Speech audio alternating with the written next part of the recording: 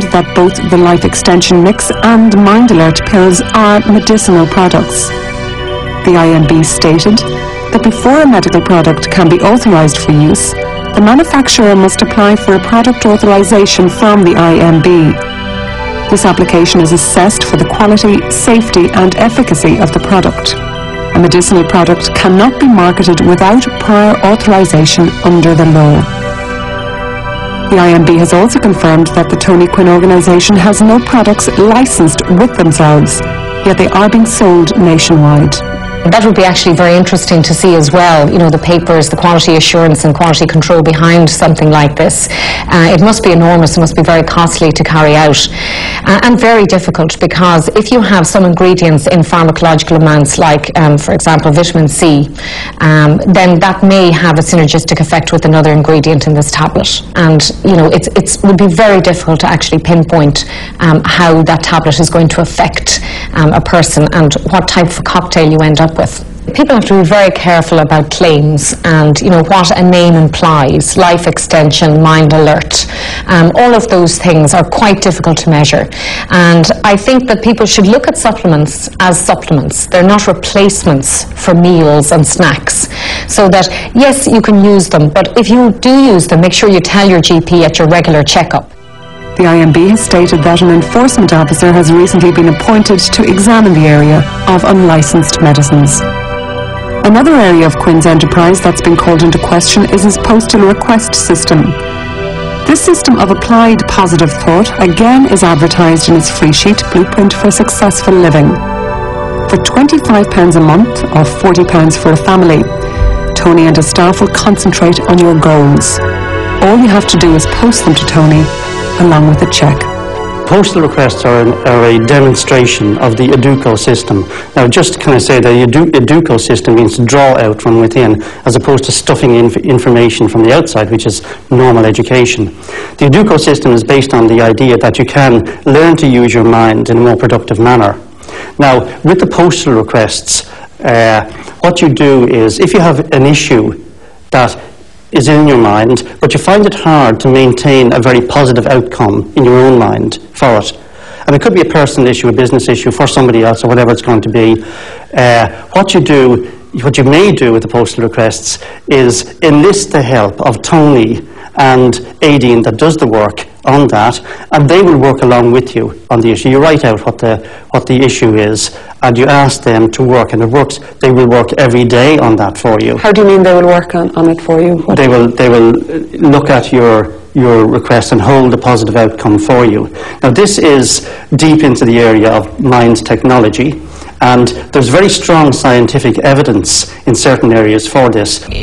It's almost like praying, you know, like filling out a mass card, or like your novena, like your petitions at knocking at holy shrines. It is building up expectations that cannot possibly be met. It's setting people up again for disappointment, and these are people that I'm sure will often have had many disappointments in their lives, and this will be an aspiration, a very much wished for goal, but it's bound to fail. The idea of people paying to be prayed for, to me, is unconscionable. I don't remember Christ in the Sermon on the Mount talking about, please send money to my, to my church. Even when we're doing cancer research, I'm starting a program in a number of weeks' time with a group of cancer patients. We don't charge fees for it. It is done as a matter of research. You cannot set out to exploit vulnerable people. If you're going to pray for somebody, pray for them. But to charge for it, I'm not so sure. Over the last decade, many new spiritual-based organisations have grown in popularity in Ireland.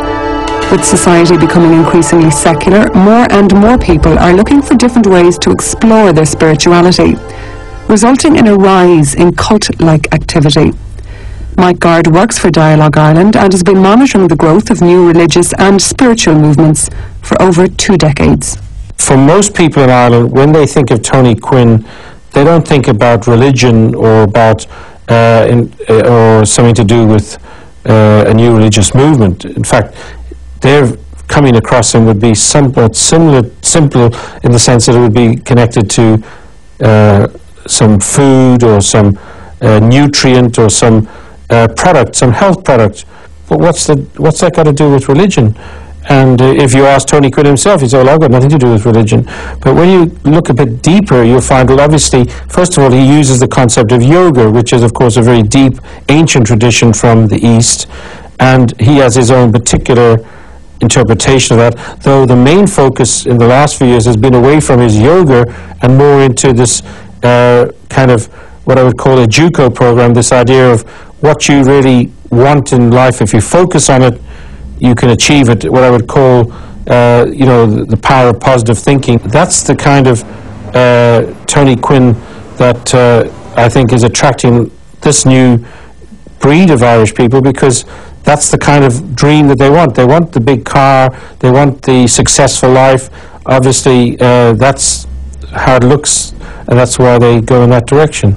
My problem is that I believe that he's bringing people under undue influence, under mind control, and that not only is he getting into people's heads, he's getting into their pockets, and I believe that he's doing very big damage to families all over the country, because I've been contacted by at least 10 families over the last year. A source provided 2020 with a document written by Tony Quinn in 1994. In it, Quinn clearly outlined some of his future goals and ambitions. Goals and ambitions that now seem to ring ominously in the ears of some. In the document, he writes, I think that in some way I am meant to work with a large group of people. It could be millions. You might say, am I trying to start a cult? Am I trying to be a leader of something? I don't know. Later, he continues, what I tell people is, just line yourself up to me. Let's not make this into a personality thing. Just line yourself up to me. He also hints at what has become the holistic nature of his business, where one aspect leads to another, be it his supplements, his diets, or his seminars. Say you came to my gym and you thought I was the greatest instructor in the world. Well, then you would have to accept my exercise program and my diet. If you just came in and did your own exercises, what would be the point of being there? Tony Quinn's blueprint for successful living is now a well-established business enterprise with apparently many satisfied customers. But there are other customers for whom the financial and psychological stakes were just too high. When the Tony Quinn organisation has you in their seminars and on their courses, they seem to exert a lot of influence over those people and extreme loyalty. And my wife's personality has changed totally, and her loyalty to Tony is unshakable and is above everything else in her life. Her family, her husband, everything. If a friend approached me and said, I'm considering going on one of these Tony Quinn seminars, I would have to go inside and say, do I know of anybody who has genuinely really found an improvement or an enhancement in their lives from their encounter with Tony Quinn? And I can't think of any. And have I met people who appear not to have particularly benefited? And those I have met quite a number. So basically I would say to that person, don't go. 2020 requested an interview with Tony Quinn, but we were told he was unavailable. And you can read more on the subject of Tony Quinn in this week's edition of the Sunday Tribune. Now, after the break, real-life footage of how the spiritual is soaring.